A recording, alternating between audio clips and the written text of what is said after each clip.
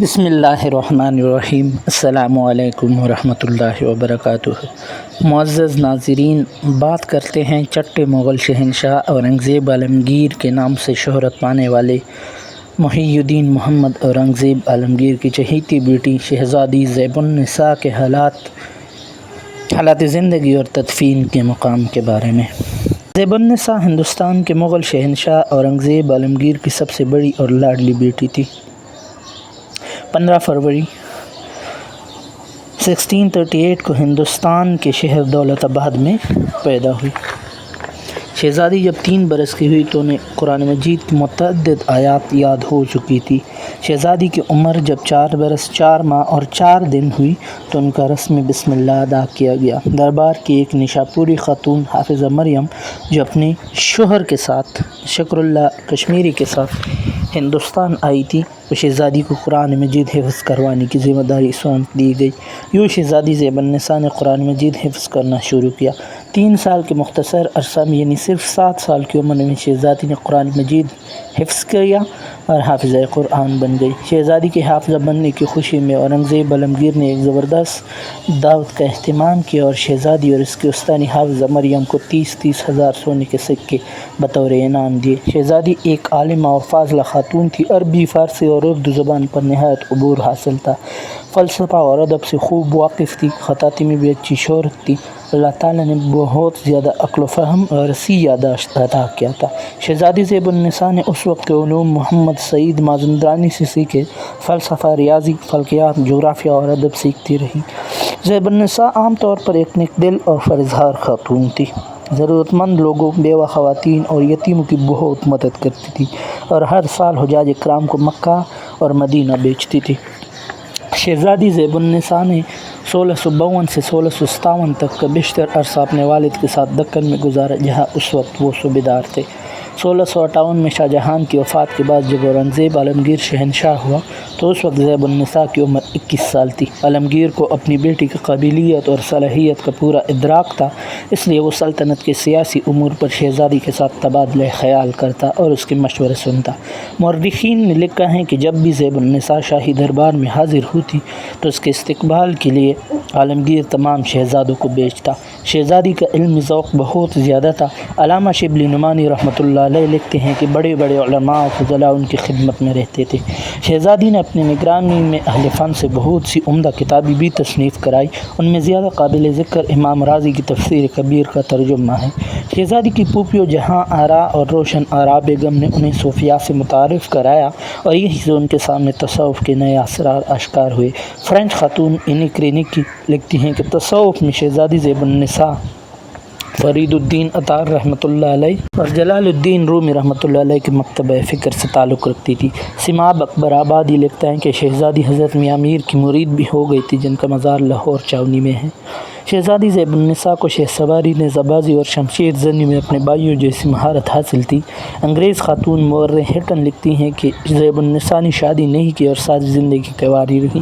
شادی نہ ہونے کی وجہ سے شہزادی کے خفیہ محبت کے بارے میں بہت سی قصے مشہور ہو گئے۔ سیرت النبی کے مصنف علامہ شبلی نعمانی رحمۃ اللہ علیہ اور دیگر محققین کے مطابق زیب النساء کے متعلق متعدد جھوٹے قصے مشہور ہو گئے، جن کو یورپین مصنفین نے اور زیادہ برنگ دے کر پیش کیا۔ شہزادی زیب النساء اپنے بھائیوں سے نہایت محبت رکھتی تھی۔ کتاب معاصر الامراء میں لکھا ہے کہ جب بھائی اعظم شاہ سخت بیمار ہوئے تو زیب النساء نے تیمارداری اس محبت سے کی کہ تمام ایام مرض تک اس پرہیزی غذا کے سوا جو خود شہزادہ کھاتا تھا کوئی اور غذا نہیں کھاتا۔ علامہ شبلی نعمانی رحمۃ اللہ علیہ کے مطابق راجپوتوں نے جب عام بغاوت کی اور عالمگیر نے ان کے دبانے کے لیے شہزادہ اکبر کو فوج دے کر جودھپور کی طرف روانہ کیا تو راجپوتوں کے بہکانے سے شہزادہ خود باغی ہو گیا۔ شہزادہ محمد اکبر جس زمانے میں اورنگزیب عالمگیر سے باغی ہو کر راجپوتوں سے مل گئے، اس زمانے میں بھی شہزادی زیب النساء نے اپنے بھائی سے راہ و رسم اور خطوط لکھنا ترک نہ کیا۔ شہزادی زیب النساء اور شہزادہ اکبر حقیقی بہن بھائی تھے، اس لیے دونوں ایک دوسرے کو خطوط لکھتے تھے۔ چنانچہ ایک دفعہ یہ خطوط پکڑے گئے اور عالمگیر نے بطور سزا زیب النساء کی تنخواہ جو اس وقت 4 لاکھ سالانہ تھی بند کر دی۔ تمام مال و متاع بھی ضبط کر لیا گیا اور قلعہ سلیم گڑھ میں رہنے کا حکم دیا۔ اس وقت زیب النساء کی عمر 43 برس تھی۔ وہ تمام یتیم خانے اور لنگرخانے جو شہزادی کے خرچ سے چلتے تھے سب بند ہو گئے۔ مورخین لکھتے ہیں کہ سب سے زیادہ صدمہ ان لوگوں کو ہوا جو ہر سال شہزادی کے خرچ پر حج کرتے۔ علامہ شبلی نعمانی رحمۃ اللہ علیہ لکھتے ہیں کہ معلوم ہوتے ہیں کہ بہت جلد ان کی بے گناہی ثابت ہوئی اور عفو قصور کر دیا گیا، کیونکہ جب حمیدہ بانو بیگم وفات ہوئی تو اس میں تعزیت ادا کرنے کے لیے عالمگیر نے زیب النساء کو ان کے گھر بھیجا۔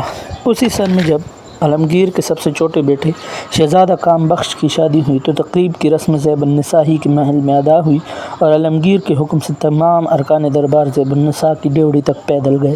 شہزادی زیب النساء عالمگیر کی حکومت کے 48ویں سال دلی میں وفات ہوئی۔ اورنگزیب عالمگیر اس زمانے میں دکن کے فتوحات میں مصروف تھے۔ ویسے تو عالمگیر پر ہر سفر میں زیب النساء کو ساتھ رکھتے، کشمیر کے دشوار سفر میں بھی شہزادی ان کے ساتھ تھی، لیکن جب عالمگیر دکن گیا تو اس نے غالباً پائے تخت کو چھوڑنا مناسب نہ سمجھا اور اپنی چھوٹی بیٹی زینت النساء عالمگیر کے ساتھ آ گئے اور زیب النساء نے دلی میں قیام کیا۔ مورخین کے مطابق 26 مئی 1702 کو شہزادی زیب النساء اللہ کے ہاں لوٹ گئی۔ عالمگیر اس وقت دکن کی فتوحات میں مصروف تھے۔ کتاب معاصر العالمگیری میں لکھا ہے کہ جب اورنگزیب عالمگیر کو معلوم ہوا کہ زیب النساء بیگم اللہ سے پیوست ہو گئی تو ان کا دل اس خبر سے بھر آیا اور آنکھوں سے آنسو جاری ہو گئے۔ وہ بے طاقت تھی کی وجہ سے بے قرار تھے، صبر کے سوا کوئی چارہ نہ تھا۔ عالمگیر نے سید امجد خان، شیخ عطا اللہ اور حافظ خان کو حکم دیا کہ وہ غریبوں میں شہزادی کے نام پر صدقات اور خیرات تقسیم کریں اور شہزادی کا مقبرہ 30 ہزاری میں بنائے جو اس وقت ان کا متروکہ بھی تھا۔ شہزادی زیب النساء کی تدفین کے مقام کے بارے میں مورخین میں 2 رائے پائی جاتی ہے۔ مورخین مولوی نور احمد چشتی، مرزا حیرت دہلوی، رائے بہادر کنیا لال ہندی، خان بہادر اور مورخ سید محمد لطیف کے مطابق شہزادی کو لاہور میں دفن کیا گیا، لیکن مختلف تحقیقی و تاریخی حوالوں سے یہ بات ثابت ہوتی ہے کہ زیب النساء کی قبر لاہور میں نہیں سلیم گڑھ دہلی میں تھی۔ معاصر عالمگیری کے مصنف محمد ساقی مستعد لکھتے ہیں کہ زیب النساء باغ 30 ہزاری دلی میں پیوند خاک کی گئی۔ مؤلف واقعات دارالحکومت دہلی لکھتا ہے کہ دہلی شہر کے قبلی دروازے کے باہر زیب النساء بیگم کا مقبرہ تھا جن کا انتقال 1702 میں ہوا۔ یہ مقبرہ اور مسجد عالمگیر کے عہد میں بنے تھے جو ریل کی سڑک میں آنے کی وجہ سے مسمار ہو گئے۔ مولانا محمد حسین آزاد لکھتے ہیں کہ زیب النساء کی قبر دہلی کے باہر تھی۔ وہ لکھتے ہیں کہ میں نے خود یہ قبر دیکھی تھی اور وہ کتبہ بھی پڑھا تھا جس پر عالمگیر نے اس کی تاریخ وفات کندہ کرائی تھی، لیکن افسوس کہ اب اس کے سینے پر ریل سفر کرتی ہے۔ مشہور مورخ محمد دین فوق اپنی کتاب لاہور مغلیہ عہد میں لکھتے ہیں کہ دہلی کے خمیر نے شہزادی کو لاہور میں دفن نہ ہونے دیا۔